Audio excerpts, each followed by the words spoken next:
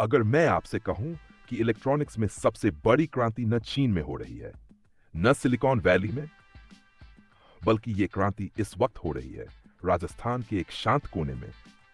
एक शांत साम्राज्य उभर रहा है, एक वॉशिंग मशीन, एक एयर कंडीशनर के साथ। ये कोई टेक स्टार्टअप नहीं है, न ही कोई मशहूर नाम, लेकिन हो सकता है कि आपके कमरे का ऐसी दीवार पर टंगा टीवी या पृष्ठभूमि में बजता कूलर इन्हीं के बनाए हों।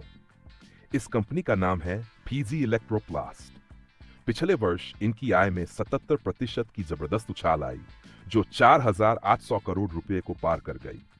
न कोई विज्ञापन, न कोई चर्चा, न कोई शोर। तो फिर सवाल उठता है, इस खामोश खिलाड़ी ने चुपचाप कैसे करोड़ों भारतीय घरों में जगह बना ली? पीजीएल अपने नाम से कोई उत्पाद नहीं बेचती, ये दूसरों के लिए निर्माण करती है। 35 से ज्यादा घरेलू और वैश्विक ब्रांड्स के लिए Blue Star, Voltas, Whirlpool, Haier और कई उभरते ई कॉमर्स ब्रांड्स। लेकिन जो बात इसे अलग बनाती है वो ये है, इनके बनाए ज्यादातर उत्पादों पर कहीं पीजीएल का नाम तक नहीं होता। ये है अदृश्य निर्माण, चुपचाप बढ़ने योगी, रणनीतिक। अब पीजीएल विस्तार कर रही है, 4 नई विशाल फैक्ट्रियां बना रही है। Air conditioner, washing machine, cooler और रेफ्रिजरेटर पर केंद्रित, पूरी तरह एकीकृत शुरू से खड़ी की जा रही। जब दुनिया की बड़ी कंपनियां चीन पर निर्भरता घटा रही हैं और भारतीय पीएलआई प्रोत्साहन खत्म हो रहे हैं, तो अधिकतर निर्माता सतर्क हैं। लेकिन पीजीएल वो तो दांव और बड़ा खेल रही है, नई पूंजीगत परिसंपत्तियां बना रही है, क्षमता बढ़ा रही है। ऐसी व्यवसाय में 128% की वृद्धि, वॉशिंग मशीन 43% की बढ़ोतरी, कूलर 80% उछाल। ये सिर्फ विकास नहीं है, ये है रणनीतिक कब्जा।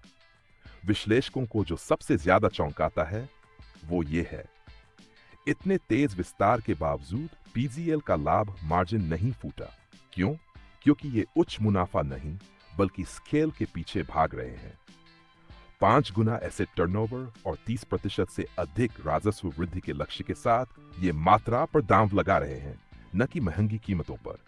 और ये सब विस्तार हो रहा है आंतरिक बचत के जरिए।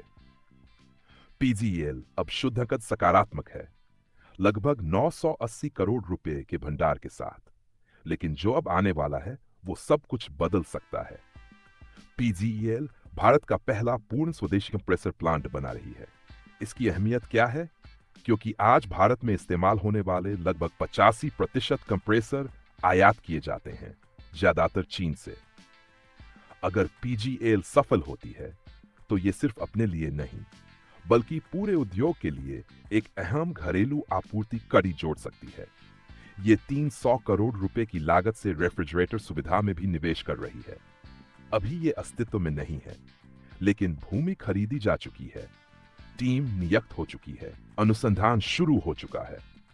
रिपोर्टों के अनुसार ग्राहकों के साथ बातचीत भी शुरू हो चुकी है। पीजीएल सिर्फ व्हाइट गुड्स तक सीमित नहीं है, अब ये कदम बढ़ा रही है घटक निर्माण की ओर। मोटर, पंखे, पीसीबी, टूलिंग, यहां तक कि सैनिटरी वेयर तक। यह है पूर्ण स्तरीय विस्तार।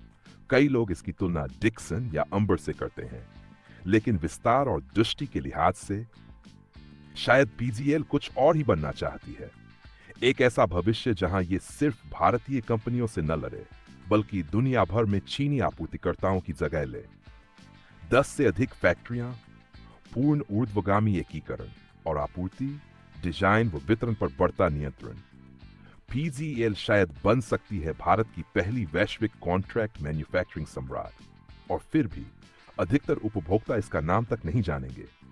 तो असली सवाल यह है, क्या पीजीएल आपके उपकरणों का अदृश्य भूत बनी रहेगी या उभरेगी भारत के फॉक्सकॉन के रूप में?